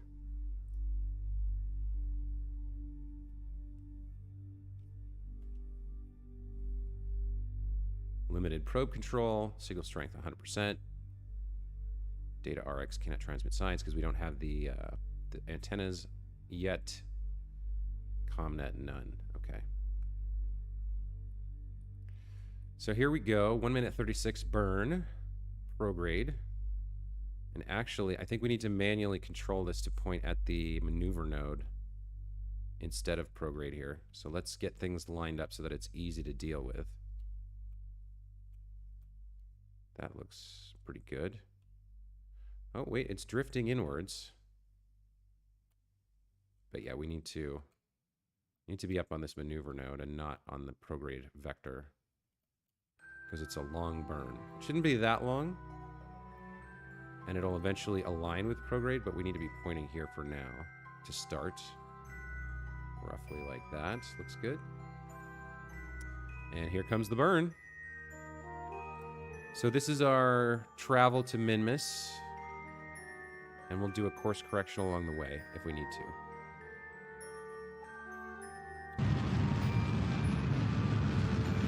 You can bring 1 or 2 when bringing crew. I'm actually going to bring 3 when we bring crew. So the crew is going to be a separate launch. We're getting this ship into orbit first, and then we'll do a separate launch to bring a crew lander, a science lander, out there. So we're not going to get that 17,000 separation. We would need a perfect burn here, but we'll get pretty dang close and then we'll do a correction.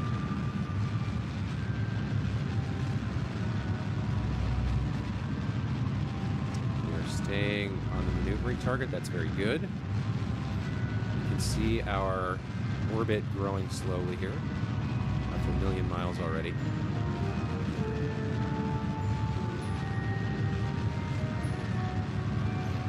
Let's shift our focus to Minmus.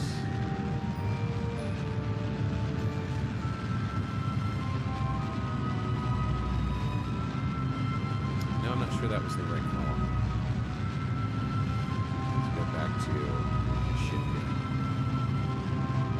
Getting close.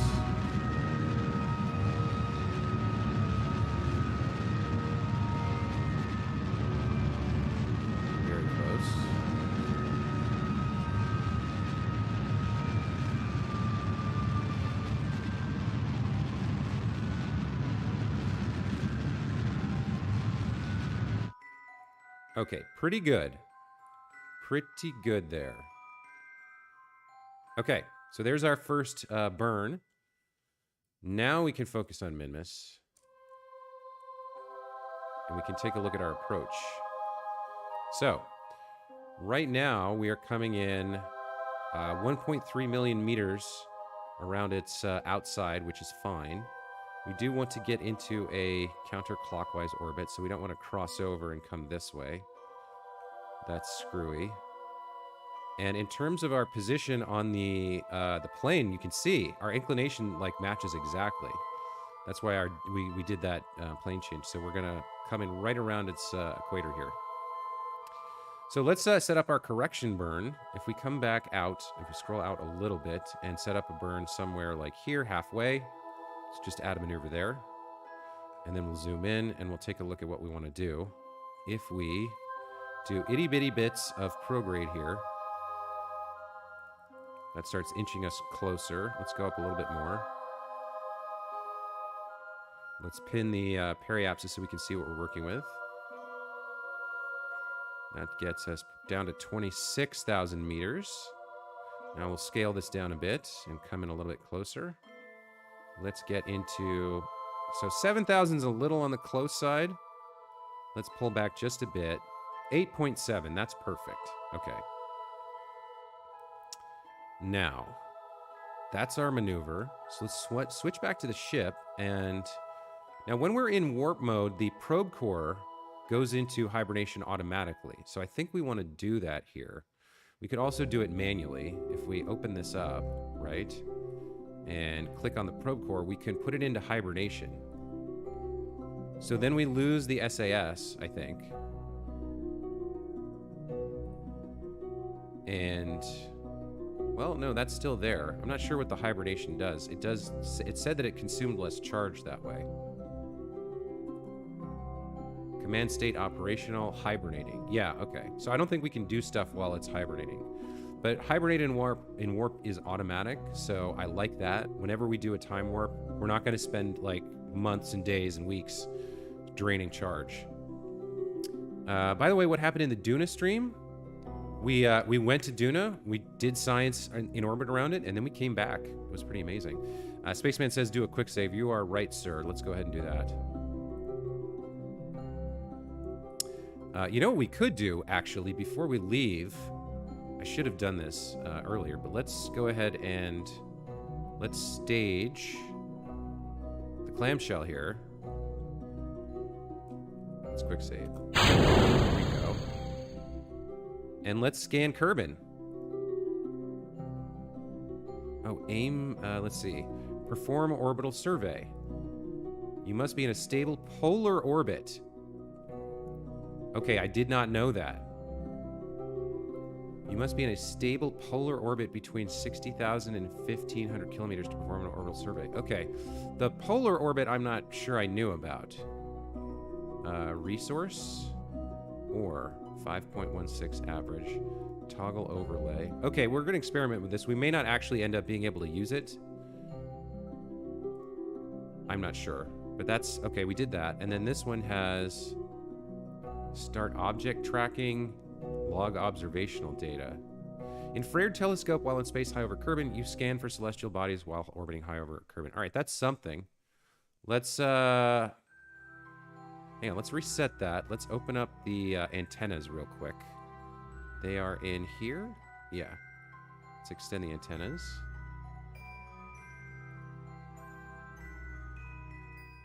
And let's repeat that. And let's transmit that science, I guess. It's going to draw a little bit of power for us.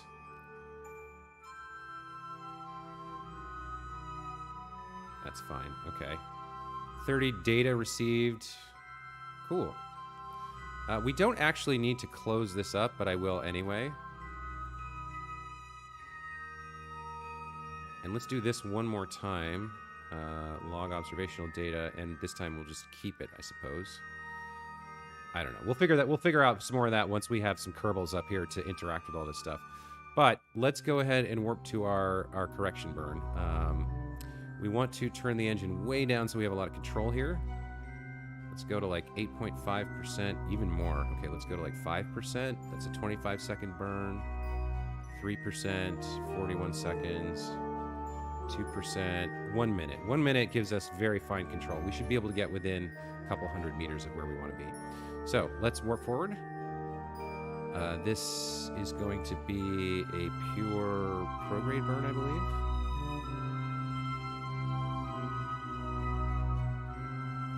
Where is the maneuver node?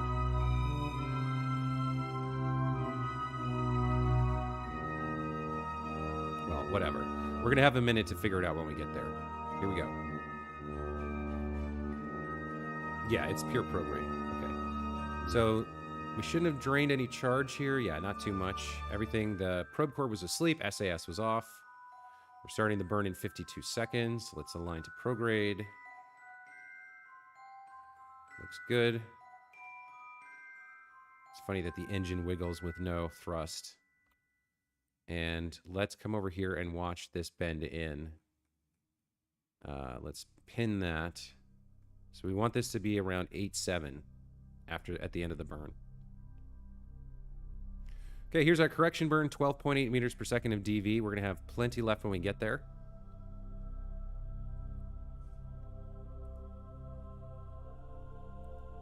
And here comes the burn in 5, 4, 3, 2, 1.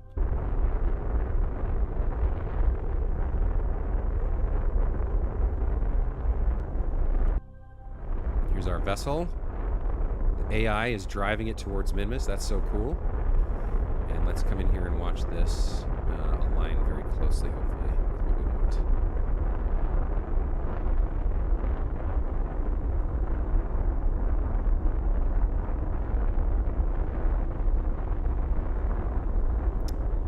PE of 700K. 600. It's still moving very quickly here. Even turned down to 2%.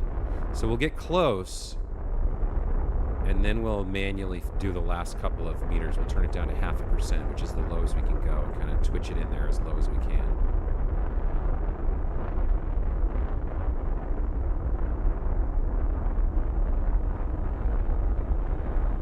Bring in the X key. Stop there.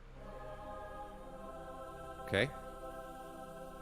Cannot delete maneuver node, control locked. Not sure what that means. Oh, we're not connected. Okay, we cannot delete. So this is what I was talking about before, Michael. But I think it's because I got confused because of the unmanned probe. So I can't add a maneuver node here because we're out of connection. So let me come back to the ship and let's extend our antenna again to get connected back to CurbNet.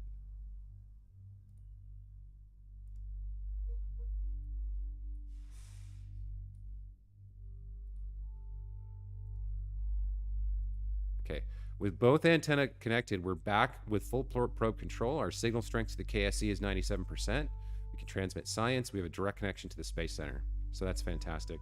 And you know what else? Like I said, we can just have all this stuff open and deployed because we're never going to hit atmosphere again.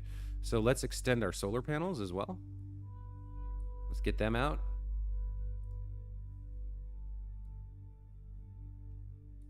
What else do we have? We have reaction wheels of the probe core. These can stay closed. They don't need to see space. They're emotionless robots. Okay. So how does this work? Does this auto track or what? Sun exposure is low. Aim camera, status direct sunlight.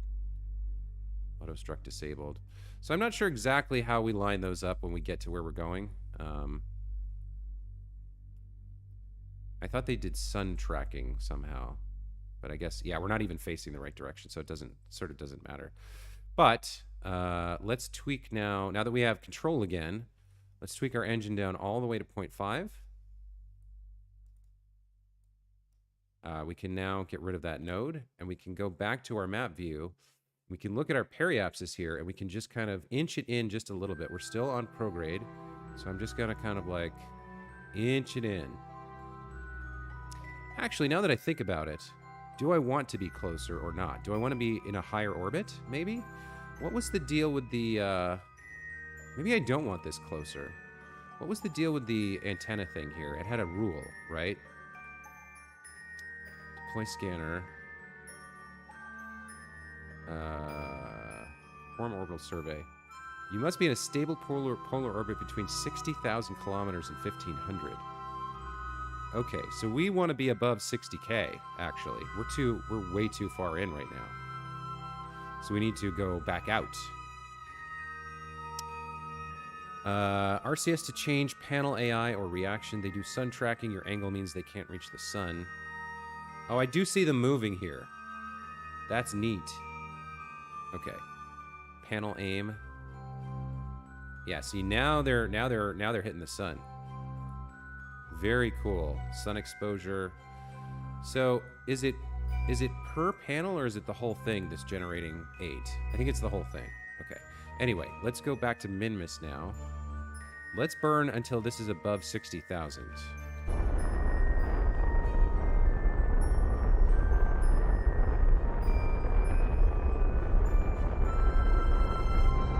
There we go. Okay, so we're going to put ourselves in an orbit of around 62,000 so we can do that orbital thing. And we might have to somehow get into a polar orbit.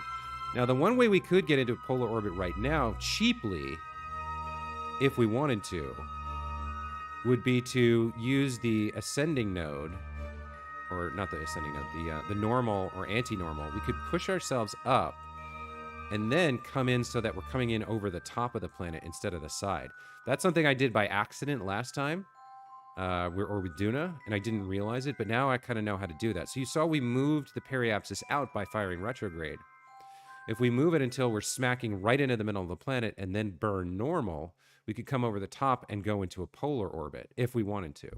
I'm not sure I do. I don't think I like the idea of my space station being in a polar orbit. We might not end up getting to use that piece of tech. We might have to come back with a different ship just to do that. But that's okay. I was kind of experimenting anyway. The next thing we need to do is our final burn, our orbital insertion burn. It's per panel, so you have double what you think you have.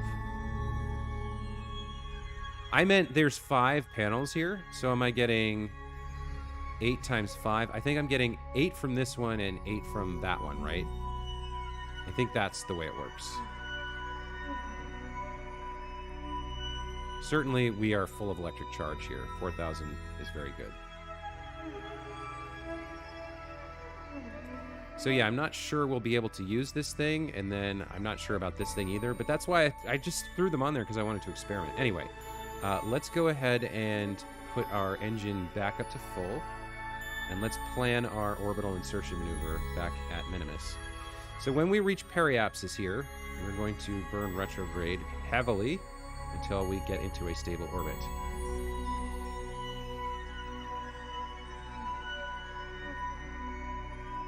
There we go, and that'll do it. So AP's at 1.9 million miles. I'm actually fine with that. I can get my landers to connect to this by orbiting lower until it's at the right place and then meeting it here at the 60,000 mark at its periapsis. And if it's kind of out on a big orbit, the planet won't block that much sunlight from it for most of the time. So it'll be able to get plenty of sunlight. And that is only going to use 147, which means we're going to have, what? Almost 1,800 fuel left, which is just going to sit in this orbit until landers come and siphon it off bit by bit, like mosquito bites, to keep hopping down to the surface and back. So anyway, that's a 14-second burn. That's a little on the low side. So let's push this down again. Let's go to like, I don't know, 33%, 30%, 46-second burn. That's much more manageable. Okay, let's warp ahead. Let's turn SAS off, and, well, I guess it doesn't matter. With those solar panels, we're fine. Let's warp ahead and meet up with Minmus.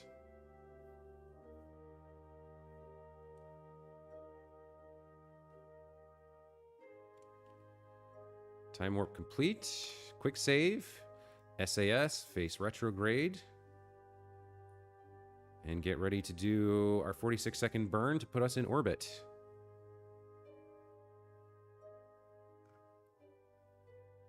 And there's Minmus. Our little robot pal has successfully got us where we need to be.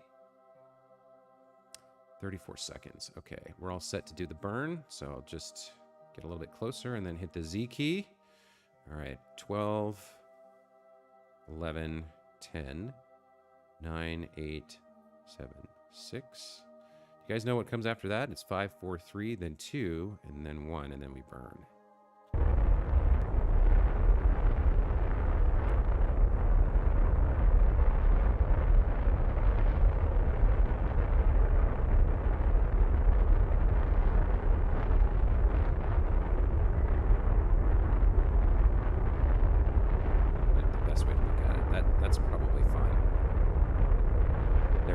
That's pretty good. Okay, we're getting close here.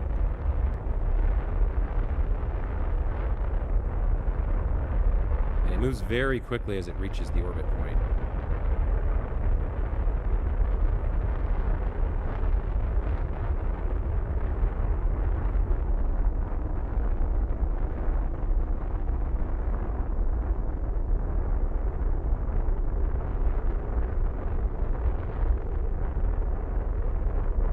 Okay, I may have overdone it just a skosh there. There we go. So that is our permanent orbit around Minmus. Let's see if we can do this now. We still have a connection. So when the planet is when Minmus is interposed between us and Kerbin, we will not have a connection. So you can visualize that actually. Let's scroll out a bit. You can visualize that by turning on ComNet visualization set to first hop. So you can see here where we are. We have a clean connection to Kerbin. But when we scroll around to the other side over here, when we're like right, where would it be? It'd be like right here, or maybe more like here. It would block our signal and we wouldn't be able to do anything. So another thing I want to do at some point is set up some geosynchronous satellites here to serve as relays. Now that requires a different set of antenna and some other stuff. But this probe core was great. It got us exactly where we needed to go. So we could set up that relay network if we wanted to. But our engine is never going to fire again, so we're going to shut it down. And we don't need the probe core for anything except angling our solar panels, which we can do right now. And actually, they are pretty much angled the way they need to be. So if we shut down SAS, we can do a test here. These are currently getting, 0.99 sun exposure. All right, so those are fine. So if we just stay exactly like this. Now, the one other thing we could do is I've heard it is useful to point your docking point to be normal or anti-normal to help with docking. That's what I've heard. So let's actually see if that's possible for me. Let's bring the core back online. Or we never shut him off. He's not hibernating, so we are in an operational state. Okay. So if I don't think I have the markers on here, do I? I don't actually know what normal and anti-normal is. So this is kind of away from the planet as it is, or away from Minmus. So maybe this is just fine, you know? Oh, I just noticed something. I am going to need these closed to dock, aren't I? Depending on the size of the vessel. I might need these closed. I didn't think about that. So my little landing pad, or my little lander thing that I'm going to build should be fine to dock here without closing these. A bigger ship, I might need them closed, which could be a problem because of these antennas. So we'll worry about that in the future. For now, let's shut down the core. So it is in a hibernating state, which means it's not drawing huge amounts of energy. We could leave it on for the most part, because these solar panels are generating quite a lot. But when we get Kerbals in here, and they are doing stuff, they're going to be using a lot of power to do science and what have you. Let's take a look at this. Can I perform an orbital survey? I'm not in a polar orbit, so no. Okay. What about this thing? Log observation data. Overwrite infrared telescope. Yeah, okay. Infrared telescope while in space high over Minmus. You focus the telescope out into space, scanning for celestial bodies. All right. Well, that gave me some science. I can transmit that back.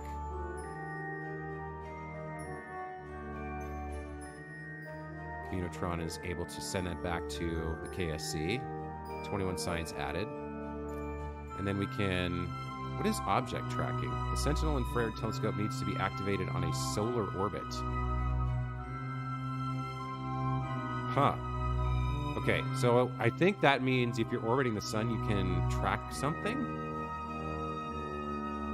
Let's log this again. Now, I think we can't add it to the science lab because there's nobody in there. So let's hang on to that for now. We can review the data later. Anyway, I think that's pretty much it for this. The hibernation is on. The engine is off, right? Solar panels are out. That's pretty much it. This thing now stays in this orbit pretty much forever. And now we need to go back to Kerbin. And we need to build the little lander mod. So the next thing we have to do, and I guess we'll do this tomorrow because I'm going to call it here, guys. The next thing we have to do is build a lander. We're going to need to put RCS on it so we can do the docking, and we're going to put all the science instruments on it, and we're going to take 3 Kerbals out to space, out to Minmus. They're going to land on Minmus, do a bunch of science. Then they're going to take off Minmus, connect to the space station. The scientists are going to get all the science transferred into the lab, and then we're going to refuel at the space station because it still has 1,800 meters per second of DV, which is for the space station. For a lander, that's like 8 or 9 times as much DV. So we can refill like 8 or 9 times, hop back down to the surface, get more science, come back up, dump it into the lab. And then we'll spend a couple of years orbiting Minmus doing science and transmitting it back to the KSC. And by the time we're done, I think we're going to have maybe 4,000 or 5,000 science done.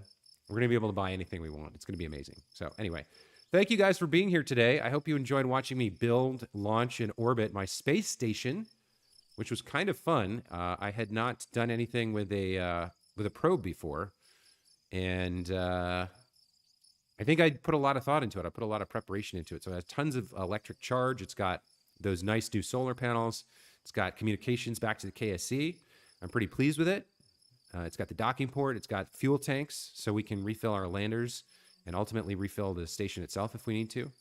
And like I said, I'll stream again tomorrow, and we will build the lander and send that off to Minmus to meet up with the station and do a bunch of science and landings and fun stuff like that. So Michael, Spaceman, Radu, Larry, Emily, I think, was Bob Schwan here today? I think he was here for a minute.